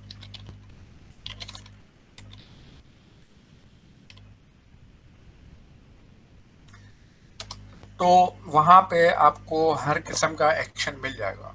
इवन आपको इम्यूलेटर्स चलाने का भी एक्शन मिल जाएगा। ये वो एक्शन है जो मैंने अभी एप्लीकेशन में ऐप सेंटर के लिए यूज़ किया। तो इसमें डॉक्यूमेंटेशन लिखी हुई है कि किस तरह से यूज़ करना है, ऐप नेम क्या है, बिल्ड वेरिएंट क्या है, और किस तरह से, और उसने एक सैंपल दिया हुआ है कि इस तरह से आप लिखोगे। ठीक है, इस तरह से इस मार्केट प्लेस पे ना आपको हर तरह के एक्शंस मिल जाएंगे for anything, for running unit tests, for linting, for cloud uploading, for hosting, IDs, chatting, management, हर तरह। तो आप यहाँ पे सर्च करोगे और इसमें बहुत सारे एक्शन पड़े हुए हैं, तो आपको कोई प्रॉब्लम नहीं। इवन जो मैंने अपने लिए बनाया था ह्यूगो ऑन फायर, वो भी यहाँ पे अवेलेबल है, वो भी आप देख सकते हो। उसमें कॉन्फ़िगरेशन है और उसमें आप देख सकते हो कि किस तरह से GitHub action would build a static site from Hugo and deploys it on Firebase hosting। ठीक है, तो ये उसका एग्जांपल है कि किस तरह से आप उसको यूज कर सकते हैं। ठीक है, तो ये हो गया ऐप सेंटर और Diaby और GitHub। या now I wrap up my talk and if you have any questions let me know. Sir, if you could just summarize ये GitHub Actions वाली बात जो अब तक चल रही थी in like few steps के लोगों को अगर खुद पढ़ना है तो आपके GitHub से वो जाके देखें और कौन-कौन सी रेफरेंसेस हैं। ओके, तो कल अगर जो लोग मुझ पर ट्विटर पे फॉलो कर रहे हैं ना, तो उनको पता होगा कल मैंने एक पोल स्टार्ट किया था कि मैं 3 आर्टिकल की सीरीज स्टार्ट कर रहा हूँ। तो उसमें एक थी गेम डेवलपमेंट के ऊपर, एक थी एनिमेशन के ऊपर, एक थी CI/CD गिटहब एक्शंस के ऊपर। ठीक है, तो ऑब्वियसली बहुत सारे लोगों ने जो टॉप पे आया है वो गिटहब एक्शंस है। तो मैं आज से लेकर हर हफ्ते एक नया आर्टिकल पुश करूंगा जिसमें मैं गिटहब एक्शंस के ऊपर काम करूंगा एंड्रॉयड में। अलग अलग कैसे, ज़्यादातर कैसे जो मैंने आज टॉक में दिखाए वो हैं। इसके अलावा गूगल प्ले, ये सारी चीज़ें एक एक डिटेल्स में कवर हूँ। तो मुझे फॉलो कर रहे हो तो आपको आर्टिकल मिलते रहेंगे। इसके अलावा ये जो रिपॉजिटरी है, इस रिपॉजिटरी में मैंने ऑलरेडी बहुत सारे एक्शंस दे दिए हैं। इसके अलावा जो आपको एक्शन चाहिए एज एन एंड्रॉयड डेवलपर, उनके मैंने आर्टिकल भी डाले हैं। ये मेरे आर्टिकल नहीं है, ये किसी और के आर्टिकल हैं जो मुझे काम आए हैं, मुझे अच्छे लगे आर्टिकल। ठीक है, तो ये है। तो मेरे हिसाब से आपका जो स्टार्टिंग पॉइंट है रेफरेंस के लिए वो ये रिपॉजिटरी है, इसमें कोड भी है सारे एक्शंस का। और एज एन आप अगर बिगिनर डेवलपर हैं या इंटरमीडिएट डेवलपर हैं तो कुछ भी हैं, आप अगर टेस्ट वगैरह नहीं लिख रहे या आपके कोड में टेस्ट नहीं है तो एटलीस्ट आप ये करो कि आप जो है ये वाला एक्शन ज़रूर लगा दो अपने कोड में, generate APK and upload on artifact. इससे आपको दो फायदे होंगे। नंबर वन कि आप जो भी पुश कर रहे होंगे आपको पता होगा कि आपकी एपीके बन रही है या नहीं बन रही। तो इस लाइक जैसे आपका एंड्रॉइड स्टूडियो फेल हो जाता है रस देने के टाइम पे, तो ये होगा कि ये सर्वर पे होगा। दूसरा कि आपको कभी भी मुझे बहुत ज़रूरत पड़ती रहती है अपनी पुरानी एप्लीकेशंस को डाउनलोड करने की, तो उस टाइम पे मैं सोचता हूँ यार एपीके कहाँ से लाऊँ, फिर बैठ के एंड्रॉइड स्टूडियो खोलो, फिर कंपाइल करो, टाइम वेस्ट करो। तो इससे ये होगा कि वो आपको आर्टिफैक्ट्स में अपलोड करके दे देता है, और कहीं डिस्ट्रीब्यूट करे ना करे। आर्टिफैक्ट्स में तो बाय डिफ़ॉल्ट अपलोड करता है, तो आप वहाँ से मोबाइल से बैठे बैठे जो है ना आप अपनी एपीके डाउनलोड करके टेस्ट कर सकते हैं कि क्या है, किसी और को दिखाओ इंटरव्यू में कहीं पर भी। तो ये है। और इसके अलावा अगर आप टीम वर्क में हैं तो एटलीस्ट आप स्लैक वाली या ऐप सेंटर वाली ज़रूर इंटीग्रेट करें। As a freelancer I think app center वाली बहुत अच्छी है, और उसमें आप क्लाइंट को डिस्ट्रीब्यूट कर सकते हैं बार बार नई नई एपीकेस। और टीम्स में अगर आपकी कंपनी में स्लैक यूज़ हो रहा है टीम कम्युनिकेशन के लिए, तो फिर आप स्लैक पे अपनी एपीकेस डिस्ट्रीब्यूट करें। इससे क्यूए को भी मिल जाएगी, दूसरे टीम मेंबर्स को भी मिल जाएगी। तो इट्स नॉट दैट टफ। आपको बस एक टोकन लेना है सेलेक्ट की सेटिंग्स में जाके और वो पास करना है, बस और कुछ नहीं। ओके सर, सर एक और सवाल आया है। यू मेंशन कि आप एंड्रॉयड इंटरव्यूज लेते हैं, और सो पीपल आर आस्किंग कि what is the number one thing you look for in an Android developer? क्या स्किल लेवल आप देखते हैं अगर बिगिनर लेवल जॉब है, या अगर even if you are taking for expert, तो आप कितना देखते हैं, और व्हाट्स द ठीक नंबर है, one thing you look for? This is very interesting question. तो मैं जिस चीज़ के ऊपर ज़्यादा फोकस करता हूँ वो एक्चुअल में ये होती है कि आपका आप कितने अपडेटेड हो। लाइक मैंने देखा है कि अभी एंड्रॉयड स्टूडियो एंड्रॉयड डेवलपमेंट इतनी रैपिडली चेंज हो रही है कि बस, तो जो चीज़ें हम 2 साल पहले यूज़ कर रहे थे जावा में, और वो चीज़ें अब यूज़ नहीं हो रही। पहले अलार्म मैनेजर चल रहा था, अब अलार्म मैनेजर नहीं चलता, अब डायरेक्ट वर्क मैनेजर आ गया है। तो जो मैं मोस्ट इम्पॉर्टेंट चीज़ होती है ना वो ये चीज़ चेक करता हूँ कि सामने वाला कितना अपडेटेड है। भले उसको देकर ना आए, भले उसको एमवीपीएम का पता ना हो, भले व्यू मॉडल का पता ना हो, भले उसने कभी काम ना किया हो, लेकिन एटलीस्ट उसको इंफॉर्मेशन होनी चाहिए कि आजकल चल क्या रहा है। तो आजकल को रूटीन चल रहे हैं, आजकल कॉन्ट्रेंट फ्लोट चल रहे हैं, आजकल एमवीपीएम चल रहा है, व्यू मॉडल चल रहे हैं। तो अगर एटलीस्ट आपको थ्योरेटिकली पता है ना कि ये चीज़ें क्या है क्या नहीं है, तो दिस इज इनफ। क्योंकि लर्निंग आपको पता है कि वो जब प्रोजेक्ट आएगा तो आप उस टाइम पे रन टाइम पे लर्न कर लोगे। सिंटैक्स जो है वो आपके टैग और फ्लो से मिल जाएगा, लेकिन बेसिकली आपको ये पता होना चाहिए कि एंड्रॉयड डेवलपमेंट में हो क्या रहा है। तो मैंने देखा है कि बहुत सारे डेवलपर्स हैं वो आर्टिकल्स नहीं पढ़ते, वो ट्विटर पे एक्टिव नहीं है या डेवलपर कम्युनिटीज में एक्टिव नहीं है, तो उनको पता ही नहीं है कि गूगल ने नया क्या लॉन्च किया। अभी गूगल हर 2 हफ्ते पे एक नई एंड्रॉयड स्टूडियो रिलीज करता है। तो फॉर एग्जाम्पल कितने लोग ऐसे हैं जो इंटेलिजेंट टूल बॉक्स यूज करते हैं? ठीक है, आप डायरेक्ट एंड्रॉयड स्टूडियो इंस्टॉल करते हो, मैं डायरेक्ट नहीं करता। तो मेरे पास तीन पैरेलल में तीन एंड्रॉयड स्टूडियो चल रहे हैं, और इनमें जब भी कोई नया वर्जन आता है वो मुझे पता लगता है। फॉर एग्जांपल हमारे पास एक स्टेबल है, एक कैनरी है और एक बीटा है। तो कैनरी में क्या होता है कि हर 2 हफ्ते के बाद एक नया वर्जन आता है।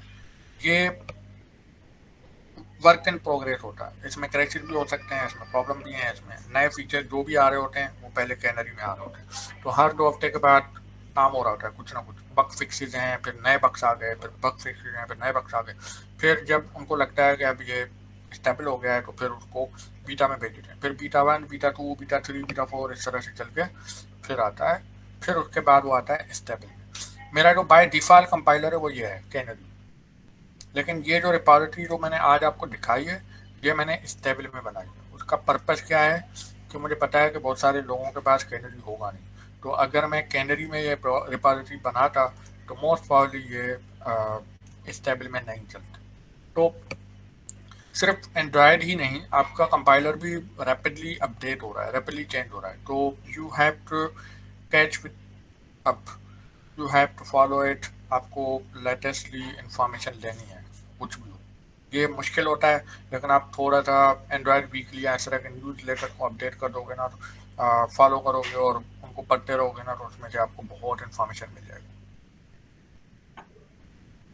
थैंक यू सर, ये काफ़ी अच्छी एडवाइस थी वैसे कि अपडेटेड रहना बहुत ज़रूरी होता है, बिकॉज टेक्नोलॉजी काफ़ी चेंज हो रही है। और पहले जावा था, फिर कॉटलिन, और फिर इट्स कॉन्स्टेंटली चेंजिंग कुछ ना कुछ। सवाल मुझे व्हाट्सएप पे ये भी आ रहे हैं कि अगर एक बिगिनर लेवल है और मतलब यूनिवर्सिटी में है या इवन कॉलेज या इंटर में है and they have started developing their own Android apps, तो व्हाट्स द वे कि पहली जॉब कैसे मिले? मतलब आपको ऐसा क्या करना है कि आपको पहली जॉब मिल जाए? पोर्टफोलियो पोर्टफोलियो का मकसद ये है कि मैंने देखा है कि डेवलपर्स के पास गिटअप नहीं होता, डेवलपर्स के पास वेबसाइट नहीं होती, डेवलपर्स के पास कोई ऑनलाइन एग्जिस्टेंस नहीं होती। ठीक है, तो एज ए इंटरव्यूअर जब मुझे पता होता है कि मुझे इस बंदे का इंटरव्यू लेना है तो मैं पहला काम क्या करता हूँ, मैं इस बंदे का नाम गूगल करता हूँ कि मुझे क्या मिलता है। और 95% केसेस में मुझे दो चीज़ें मिलती हैं, उसका फेसबुक प्रोफाइल, उसका इंस्टाग्राम प्रोफाइल। ठीक है, तो एज एन इंटरव्यूअर मैं इसमें इंटरेस्टेड नहीं हूँ कि आप फेसबुक पे क्या करते हो या इंस्टाग्राम पे क्या करते हो, मेरे पास तो इंस्टाग्राम का अकाउंट ही नहीं है। ठीक है, तो मुझे जो है वो क्या चाहिए, मुझे आपका गिटअप चाहिए, मुझे आपका स्टैक ओवरफ्लो चाहिए, मुझे आपका मीडियम या आपका ब्लॉग चाहिए। और इट्स नॉट लाइक के अभी जो ब्लॉग है वो क्या कहते हैं एक्सपेंसिव है, आपको साइट लेनी पड़ेगी, होस्टिंग लेनी पड़ेगी। अब सारी चीज़ें बहुत फ्री हो गई हैं। कैन यू इमेजिन, मेरी जो वेबसाइट है वो उसके सिर्फ मैं $10 पे करता हूँ ईयरली बस, वो भी डोमेन के। होस्टिंग कम्प्लीटली फ्री है क्योंकि मेरी वेबसाइट फायरबेस पे पड़ी है, तो फायरबेस होस्टिंग फ्री है। इस तरह से गिटअप होस्टिंग है, इस तरह से गिटअप पेजेस है, नेटलीफाई है, बहुत सारे ऑप्शन हैं जो कि आपको होस्ट कर देंगे। ठीक है, अगर आपसे होस्टिंग नहीं होती और अगर आपसे वेबसाइट नहीं बनती या आप वेबसाइट नहीं बना पाते, मुझे वेब डेवलपमेंट नहीं आती, तो मैंने फिर स्टैटिक वेबसाइट यूज करना शुरू कर दी, उठाए बने बनाए टेम्पलेट यूज करना शुरू कर दिया, बस उसमें मैंने इन्फॉर्मेशन डाली। I need some place where I can showcase कि यार ये मैं हूँ। ठीक है, तो ये आप कर सकते हो। और अगर आपसे वेबसाइट नहीं बनती या आप में वो स्किल सेट नहीं है या आप में वो टाइम नहीं है, तो least you can do is के आप गिट मीडियम पे अपना अकाउंट बनाओ और उसमें कुछ ना कुछ डाल दो। लाइक इट्स नॉट लाइक कि आपको सिर्फ राइटिंग ही करनी है, डजेंट मैटर। ठीक है, अभी मीडियम जो है वो आपको प्लेस देता है इस तरह से कि आपका नाम है और उसके बाद medium.com है, तो जब आप उस पर जाओगे तो ये आपकी लिंक है कुछ मिनट।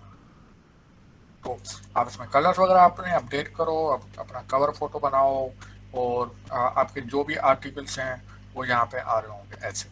लेकिन अब आप राइटिंग नहीं कर रहे हो और आपके पास आर्टिकल्स नहीं है तो डजेंट मैटर, आप बस इस तरह से एक अपनी स्पेस बनाओ और उसके बाद जो है ना आप उसमें प्रोजेक्ट्स का एक आर्टिकल लिखो पोर्टफोलियो, उसमें आप सारे प्रोजेक्ट की पिक्चर्स और उनका जो है वो डिस्क्रिप्शन डाल दोगे, यार ये मेरा FIP था, ये मेरा ये था, ये मेरा ये था, और यहाँ पे आ जाएगा। एक और पेज बना दो अबाउट मी का और उसमें डालोगे मैं कौन हूँ, मैं क्या करता हूँ, किस तरह, बस। और अबाउट मी को पिन कर लो और यहाँ पे एक और आर्टिकल है दूसरा, वो आपका होगा प्रोजेक्ट का। बस इतना इनफ है, आपकी ये लिंक हो गई जो कि आपकी इंटरनेट पे अपनी है। और जब कोई आपका नाम सर्च करेगा गूगल पे तो आपको फिर वो लिंक गूगल दिखाएगा क्योंकि मीडियम की SEO बहुत अच्छी है। और ये सेम काम आप डेव पे कर सकते हो, हैश नोट पे कर सकते हो। इस तरह से हमारे पास बहुत सारी जो है ना प्लेसेस हैं। फॉर एग्जांपल ये मेरी वेबसाइट है और ट्विटर और गिटहब, डेप्ट, यूट्यूब, फेसबुक, गूगल आपको सारी चीज़ें दिखाएगा पहले पेज पे, लेकिन वो तब दिखाएगा जब आपके पास होंगी। अगर आपके पास नहीं होंगी ना तो आपको नहीं दिखाएगा। तो this is the first thing you have to do, क्योंकि डेवलपर्स बहुत हैं, बिगिनर्स तो हद से ज़्यादा हैं। यूनिक क्या है आप में, वो आप इंटरव्यू में तब बताओगे जब इंटरव्यू कॉल आएगी। अगर इंटरव्यू कॉल ही नहीं आएगी तो आप कैसे बताओगे? तो इंटरव्यू कॉल तक पहुंचने के लिए आपको ये दिखाना है। एक बार मुझसे किसी बंदे ने पूछा था, DSC था लास्ट ईयर का कोई, उसने मुझे पूछा था कि पर्सनल ब्रांडिंग और कम्युनिटी और एक्सपीरियंस, इन तीनों में से कौन सी चीज सबसे ज्यादा काम किया। ठीक है, तो मैं आपको बड़ा सिंपल सा आंसर दिया था कि पर्सनल ब्रांडिंग जो है वो हेल्प आउट करेगी आपको यूनिक यूनिक करने के लिए, कि वो इंटरव्यूअर को ये बताएगी कि आप कौन हो और आप क्या करते हो और कैसे करते हो। ठीक है, उसके बाद आपका स्किल्स आ जाएंगे। स्किल्स में आप ये प्रूव करोगे कि मुझे ये आता है और इन इन चीज़ों के ऊपर मैंने काम किया। तो आप इंटरव्यूअर के माइंड में क्या आ रहा है, इंटरव्यूअर के माइंड में आ रहा है कि ये बंदा है और ये इस तरह के काम करता है थ्रू पर्सनल ब्रांडिंग, और उसके पास ये स्किल सेट है। बट एज अ इंटरव्यूअर मुझे कैसे यकीन हो कि ये सारी चीज़ें आपको आती भी हैं, या आप एक इम्पोस्टर सिंड्रोम की गेम खेल रहे हो, या फिर आप दिखावा कर रहे हो, या फिर आपकी फैंसी वेबसाइट है जिसमें से मुझे फील हो कि शायद आपको काम आता है, मे बी रियल में आपको काम ना आता हो। तो यहाँ पे आती है आपकी तीसरी चीज़, आपका एक्सपीरियंस। आपके एग्जिस्टिंग प्रोजेक्ट्स, भले वो FIP हो या दूसरे प्रोजेक्ट्स हों जो आपने यूनिवर्सिटी में सेमेस्टर के प्रोजेक्ट में बनाए, या फिर ऐसे ओपन सोर्स बनाए हुए हैं, तो आपके पास एक पोर्टफोलियो होना चाहिए जिसमें आपको पता। ठीक है, कैन यू इमेजिन कि मैंने अपनी वेबसाइट जो है वो तकरीबन 2013 में बनाई थी फर्स्ट टाइम। तो उससे पहले जो है ना, मैं जब भी जॉब पे जाता था ना, तो मेरे पास ना एक गूगल डॉक्स का एक माइक्रोसॉफ्ट वर्ड में मैंने एक डॉक्यूमेंट बनाया था जिसमें हर पेज के ऊपर प्रोजेक्ट का नाम होता था, टेक्नोलॉजी यूज होती थी कि कौन सी टेक्नोलॉजीज हैं, और उसके बाद उसकी 2-3 पिक्चर्स होती थी। तो उसका मैंने पूरा PDF बनाया था, और उस PDF को मैं कलर प्रिंटिंग करा के जहाँ पे भी इंटरव्यू होता था ना, वहाँ पे मैं ले जाता था एक्चुअल CV के साथ। तो जब इंटरव्यू चल रहा होता था ना, तो वो मैं उनके सामने रखता था कि ये मेरे सारे प्रोजेक्ट्स हैं जो मैंने एक्चुअल में किए हैं, नो वेबसाइट नथिंग, वो तो बाद में आई थी। तो ये भी आप मिनिमम से मिनिमम आप ये कर सकते हो। तो प्रॉब्लम है कि आप अपने आप को शोकेस कैसे करते हो। मैंने देखा है कि डेवलपर जो हैं वो ब्रांडिंग और इन चीज़ों के ऊपर ज़्यादा फोकस नहीं करते। तो this is the my top advice for beginners. तो आपके हिसाब से पर्सनल ब्रांडिंग स्किल्स और फिर एक पूरा आपको एक पैकेज बनाता है टू रिप्रेजेंट यू। सिर्फ स्किल्स काफी नहीं होती हैं, पर्सनल ब्रांडिंग भी बहुत बड़ा रोल प्ले करता है आपको इंटरव्यू एटलीस्ट दिलाने के लिए। जी बिल्कुल, क्योंकि वही आपको पहुंचाते हैं। क्योंकि अभी जब कोई कंपनी जॉब एडवर्टाइजमेंट डालती है ना, तो एक वैकेंसी के लिए 500 लोग अप्लाई करते हैं। वो 500 लोगों को कॉल नहीं करेंगे, वो कोई 30-40 लोगों को कॉल करेंगे। उसमें से 20-25 जो है वो एक्चुअल इंटरव्यू में शो अप होते हैं। फिर उनका पहला इंटरव्यू होता है, फिल्टरिंग प्रोसेस शुरू हो जाता है। तो दूसरे इंटरव्यू में 8 होंगे, तीसरे इंटरव्यू में 4 होंगे, फाइनल इंटरव्यू में 2 होंगे, फिर एक हायर हो जाएगा। तो ओके बाकी सर, बहुत अच्छी एडवाइस आपने दी है, इट्स रियली यूजफुल। बस एक लास्ट सवाल है कि आपकी what are do you have any tips for resume building या CV? कौन सी राइट CV है? मतलब एक पेज को, कुछ लोग कहते हैं एक पेज से ज्यादा की नहीं होनी चाहिए, कुछ लोग कहते हैं फोटो नहीं होनी चाहिए, कुछ लोग कहते हैं सिर्फ सेमेस्टर प्रोजेक्ट्स अगर डालोगे तो फायदा नहीं है, आपको नहीं मिलेगा। तो क्या what is the right content of a CV? मेरी स्क्रीन नज़र आ रही है ना? जी जी। तो देखें, मैं CV बनाने में एक्सपर्ट नहीं हूँ, लेकिन मैंने जो अपनी CV है वो इसमें बनाई थी, नोवा रिज्यूम में। ठीक है, तो इसमें जो टेम्पलेट्स पड़े हुए हैं ना, वो उस स्टैंडर्ड के होते हैं कि उसमें सारी चीज़ें मेंशन की हुई होती हैं। मेरी जो एडवाइस है वो आप लोगों से ये है, अब मैं 8 साल से काम कर रहा हूँ इंडस्ट्री में।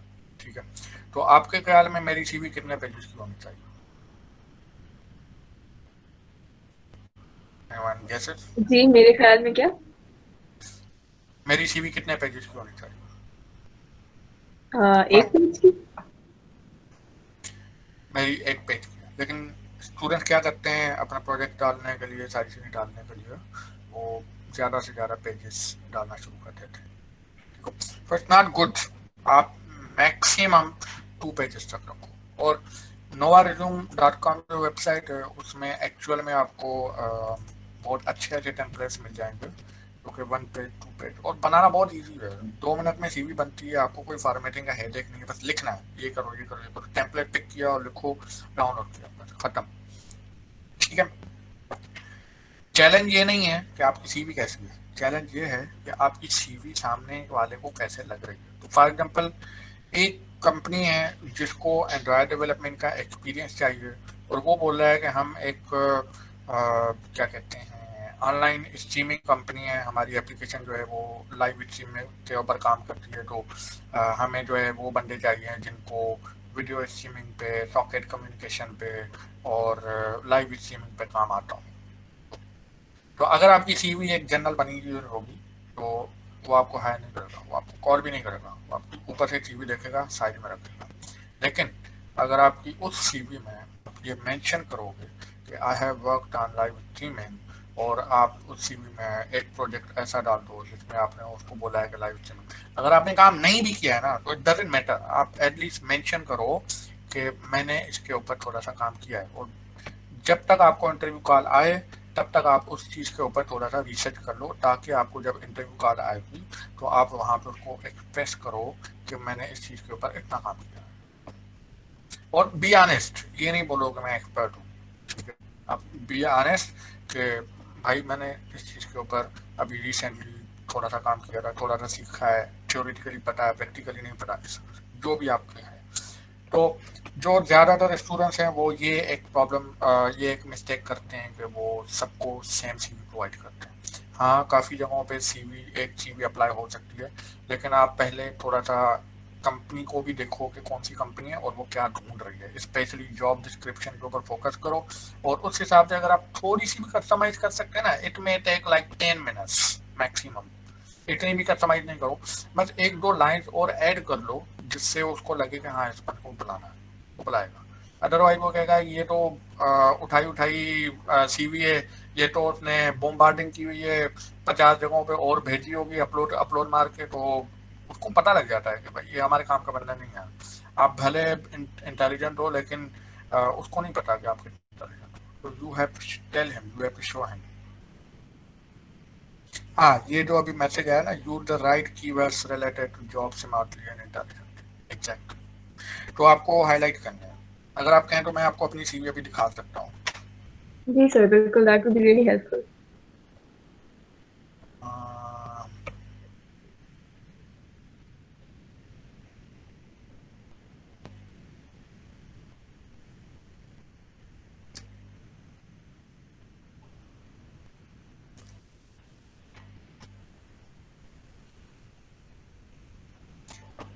तो ये है, ये मैंने नोवा रिज्यूम से ही बनाई है, ठीक है। तो यहाँ पे मेरी आउटलाइन लिखी हुई है कि मैं क्या करता हूँ, तो अगर आप इसको पढ़ोगे तो इसमें से मल्टीपल चीज़ें समझ आएंगी, तो मैंने हाईलाइट मिक्सअप किया हूँ। तो for example, product focus software engineer, उसका मतलब है कि मेरी प्रोडक्ट आती है, 7 years of Android experience, author of 2 worldwide published books, recognized by Google as ED, excellent communicator with a comprehensive knowledge of mobile development and design। मैंने design भी highlight किया है कि क्योंकि मैं डिज़ाइन ओरिएंटेड होता हूँ। enthusiastic teammate with an eye for simplicity and passion for writing pragmatic code, passionate open source contributor, blog writer and active public speaker। तो आपने देखा कि मैंने एक, क्या कहते हैं, सिंपल वर्ड्स में मैंने अपने आप को पूरा एक्सप्लेन कर दिया कि मैं किन किन चीज़ों के ऊपर काम करता हूँ। उसमें कम्युनिकेशन स्किल्स भी आ गई, उसमें टीम प्लेइंग भी आ गई, उसमें डिज़ाइन का सेंस भी आ गया कि मुझे डिज़ाइन भी आती हैं, और मुझे मेरा एक्सपीरियंस कितना है और मैं किस तरह का कोड लिखता हूँ, ये सारी चीज़ें उसमें आ गई। उसके बाद आगे कोई इतना ख़ास नहीं आया, मैं ये मेंशन किया हुआ है, मैं यहाँ पे काम करता हूँ, और ये जो चीज़ें हैं ना ये मेन होती हैं कि आप जहाँ पे भी जॉब कर रहे हो ना, तो उस जॉब का स्पेसिफिक बताओ, और उसके भी कीवर्ड्स होते हैं, कौन से, डिलीवर्ड, रिफैक्टर्ड, ऑर्गेनाइज और पब्लिश, इस तरह के जो कीवर्ड्स हैं ना ये हाईलाइट होते हैं। तो आपको मेंशन करने कि मैंने यहाँ पे ये एप्लीकेशन डिलीवर की, ये एप्लीकेशन डिप्लॉय की, इस तरह से। तो मैंने बोला कि work on large scale enterprise app, led the Android team, refactored old code base of 2008, delivered flavor based customized apps, ठीक है। तो ये स्किल्स हैं और ये ऑनर्स हैं। ऑनर्स भी मैंने सारे मेंशन नहीं किए। यहाँ पे आपके होंगे कि आपने प्रो काम जीता या नहीं जीता, आपने आईपीए के कितने कंपटीशन जीते हैं, या आपने किस तरह की अचीवमेंट्स हायर की हैं, या आपको कौन कौन सी सर्टिफिकेशन मिली है यूडमी से, गूगल से, एसोसिएट डेवलपमेंट से, वो आप यहाँ पे मेंशन कर सकते हो। लेकिन ज़्यादा नहीं, क्योंकि मेरी कोशिश होती है कि 1 पेज से ज़्यादा एक्सीड ना करूँ। और स्टूडेंट जो है वो हाई स्कूल और प्राइमरी स्कूल्स भी डाल देते हैं, तो उनकी ज़रूरत नहीं है, आप सिर्फ बैचलर्स डालो बस। और उसमें भी बताओ कि आप क्या कर रहे थे, ऐसा क्या था आप में जो दूसरों में नहीं है। आपके साथ 50 स्टूडेंट्स और पढ़ रहे हैं, same courses, same teacher, same सब कुछ, लेकिन आप में ऐसा क्या है जो उनमें नहीं है। तो वो मैंने उसको बताया कि भाई one of the few student आ रहे और वेरियस वर्कशॉप दिए और टीए रहा 3 साल तक, थर्ड सेमेस्टर से लेकर लास्ट सेमेस्टर। तो ये इंटरेस्ट में आप बताएं कि आप इंटरेस्ट में क्या क्या है आपका, और this is how simple CVs में। दूसरे लोग अपने सीएनआई स्टेटस डालते हैं, मेरिटल स्टेटस डालते हैं, नहीं, कोई ज़रूरत नहीं है।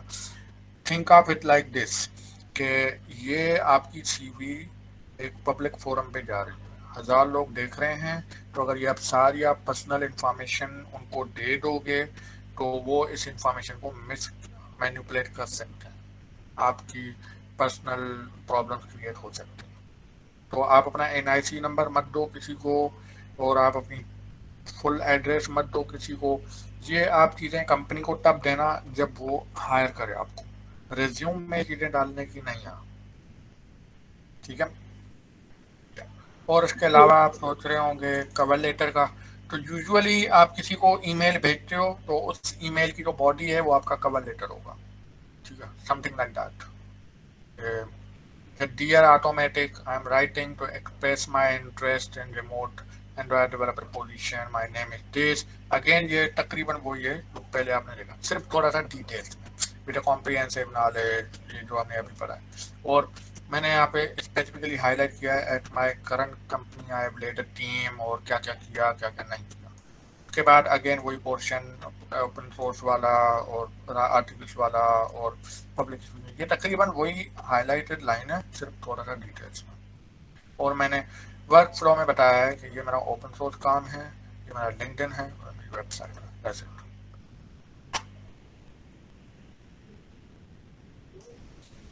ठीक है। जी ठीक है सर। सर एक आखिरी सवाल किसी ने पूछा है कि ग्रेड्स मैटर करते हैं, और अगर मैटर करते हैं तो क्या ये सीवी में मेंशन करना चाहिए कि हमारी जीपीए इतनी है, या ए लेवल या ओ लेवल में ये ग्रेड आया, does that matter? Okay okay, तो मेरी जीपीए अच्छी नहीं है तो मैंने मेंशन नहीं किया, ठीक है। तो मैं आपको ये आंसर दूंगा कि अगर आपका जीपीए अच्छा है, लाइक 3+ है, तो आप मेंशन कर दो, क्योंकि इतना सॉफ्टवेयर इंडस्ट्री में मैटर नहीं करेगा, लेकिन it will create a positive impact on interview कि आपकी जीपीए अच्छी है। जितना मुझे समझ आया है कि जीपीए जो है वो हमारी इंडस्ट्री में कहाँ पे काम आती है, तो वो मोस्टली हमारी इंडस्ट्री में इतना काम नहीं आती जितनी हमारी इंडस्ट्री में स्किल्स काम आती है, कि आपको किस तरह का काम आता है और कितना आता है, ठीक है। रिगार्डिंग जीपीए, अगर आप एकेडमिक्स वाली लाइन में जा रहे हैं, लाइक आपको मास्टर्स करनी है, आपको पीएचडी करनी है, फिर आपको किसी यूनिवर्सिटी में प्रोफेसर बनना है या रिसर्च करनी है, तो वहाँ पे आपकी जीपीए बहुत मैटर करती है। लेकिन फ्रीलांसिंग भी इंडस्ट्री है तो वहाँ पे जीपीए मैटर नहीं करती, वहाँ पे आपका काम मैटर करता है। लेकिन दिस इज पाकिस्तान, तो अ lot of companies here, even big companies, जो कि स्पेशली रिक्वायरमेंट रखती हैं कि मिनिमम जीपीए इतना होना चाहिए, मिनिमम ये होना चाहिए, क्योंकि अपेरेंटली उनको फील होता है कि वो लोग हैं जो स्किल्ड हैं। सर अगर आपको सवाल नजर आ रहे हैं एक चैट में, बस एक लास्ट सवाल का जवाब दे दें, फिर हम रैप अप करते हैं। हाँ, what if someone wants to keep their options open like Android and web development, how can we organize our CV where multiplace. हाँ, तो हशाम साहब, अगेन वही बात कि थिंक ऑफ इट लाइक इस तरह कि अगर आप किसी एंड्रॉयड डेवलपमेंट की जॉब में अप्लाई कर रहे हैं, तो एंड्रॉयड वाला ऑप्शन ऊपर रखो और वेब वाला ऑप्शन नीचे रखो। अगर आप किसी वेब डेवलपमेंट की जॉब में अप्लाई कर रहे हैं तो वेब वाले पार्ट को ऊपर कर लो और एंड्रॉयड वाले पार्ट को नीचे कर लो। तो आइडिया इस के आपको एक ऐसी सीवी बनानी है जो आपकी जॉब डिस्क्रिप्शन के साथ परफेक्ट मैच हो रही है और इंटरव्यूअर को, हायरिंग वालों को लगता है कि ये कैंडिडेट हमारे लिए परफेक्ट है, तो वो आपको कॉल करेंगे। अगर आपको इंटरव्यू कॉल नहीं आएगी ना, तो डज नॉट मैटर कि आपको क्या आता है क्या नहीं आता और कितना आपके पास स्किल्स हैं। तो you have to like brand yourself here कि मुझे क्या क्या आता है। तो उनके पर्सपेक्टिव से सोचोगे, उनको रोज थाउजेंड्स में सीवीज आती हैं, तो वो उनको ओवरव्यू कर रहे होते हैं। तो अगर उनको एंड्रॉयड बाद में नज़र आ रही है और वेब डेवलपमेंट पहले नज़र आ रही है, तो उन्होंने थोड़ी सी स्किम की और उनको वेब डेवलपमेंट नज़र आई और उन्होंने रिजेक्ट कर दिया। तो इस तरह से आपको थोड़ी सी कर।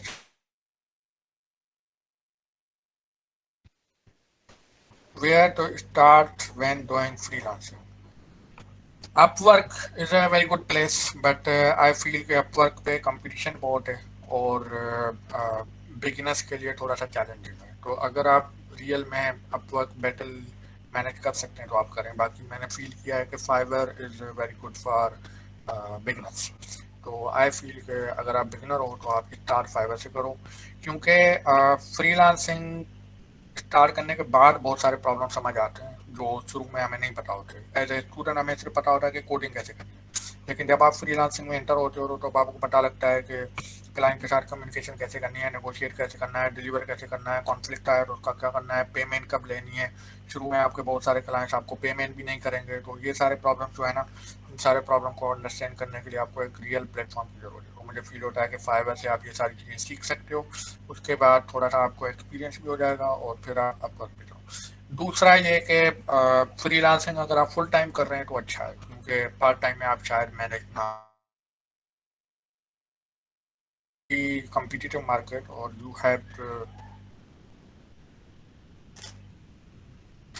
have to remain very very active on the platform. Okay, thank you everyone for attending this session. Thank you so much, sir. आपने बहुत अच्छी advice दी है और काफी it was a very good session और I think people are very motivated to continue Android इसके बाद भी और खुद से भी वो लोग explore करें। आपने काफी और मतलब वो चीजें भी पढ़ाई हैं जो कि usually लोग development में पढ़ते ही नहीं, cover नहीं करते ही। तो it was a very good session और स्पेशली ये जो आपने पर्सनल ब्रांडिंग की बात की, सीवी बनाने की बात की और पूरा गिटहब का सब समझाया। Thank you so much sir for coming today. No problem. तो मैंने अभी नोट किया है कि मेरा वीडियो बंद था, सारा टाइम मेरा वीडियो बंद था। हाँ जी सर, मुझे लगा आपके हो सकता है कोई मसला हो गया इसलिए मैंने आपसे कहा नहीं। अरे नहीं, आप मुझे बता देते मैं ऑन कर लेता। चलें ठीक है। Thank you everyone, thank you Arisha, thank you organizers, IBA। Bye bye. अल्लाह हाफिज सर, थैंक यू, अल्लाह हाफिज एवरीवन।